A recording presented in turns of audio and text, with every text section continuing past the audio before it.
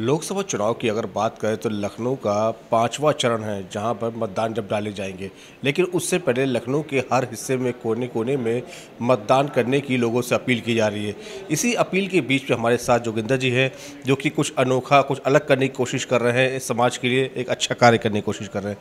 आज जोगिंदर जी, आज एक संगोष्ठी का आयोजन यहाँ पर किया गया आपके माध्यम से, क्या कुछ उसका उद्देश्य है? संगोष्ठी का माध्यम सबसे बड़ा यही है कि जो चुनाव का महापर्व है, हम सभी लोग उसी के लिए सभी धर्म जाति के लोगों को बुला रहे हैं, संगोष्ठियां कर रहे हैं। इसकी पहले भी कई संगोष्ठियां हो चुकी हैं।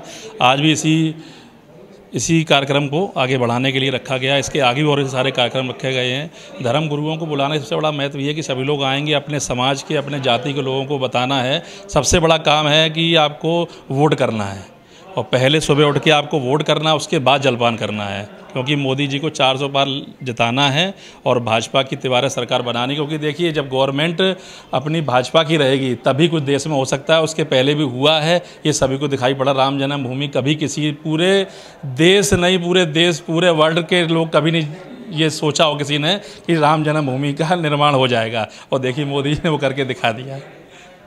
जी, मोदी जी की अगर हम बात करें तो क्या केवल राम जन्मभूमि में जो राम मंदिर का निर्माण हुआ उसी के आधार पर ही आप बीजेपी को वापस लाना चाहते हैं, बीजेपी को 400 पार बहुमत से जिताना चाहते हैं? नहीं, ऐसा नहीं है। राम जन्मभूमि का मैंने इसलिए बताया कि ये बहुत बड़ा कार्य हुआ है और सभी देशवासी इससे गर्वान्वित महसूस कर रहे हैं कि हाँ, बहुत बड़ा गर्व का काम हुआ है। लेकिन अगर आप कार्य की बात करें कि देश में किसी भी प्रकार के क्षेत्र में आप जाइए, गरीब से लेकर अमीर तक के सभी के लिए रोजगार की व्यवस्था से लेकर शौचालय है, और किसानों के लिए जो कार्य किए हैं मोदी सरकार ने, गारंटी वाला पूरा, और किसानों के लिए कार्य किए हैं, शौचालय दिए हैं, मकान दिए हैं, आवास सभी को व्यवस्था की है, और बिजनेसमैन को और रोजगार के सब अवसर दिए हैं। तो ऐसा ही इसी प्रक्रिया से आगे भी ये कार्य होते रहेंगे। आप वोटिंग प्रतिशत की बात कर रहे हैं।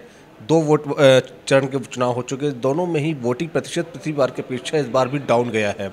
तो क्या लगता है आपको कि इसमें कमियां कहां से आ रही हैं? कमियां कहीं से नहीं आ रही हैं, लोगों को जागरूक करना है। होता क्या है कि देश में कि जब चुनाव का पर्व आता है, इलेक्शन का महापर्व है ये, लेकिन लोग सोचते हैं भाई छुट्टी का दिन है, सभी लोग अपना पहले ही से प्रोग्राम सेट कर लेते हैं, भाई बाहर जाना, वोट करता ही नहीं अंदर।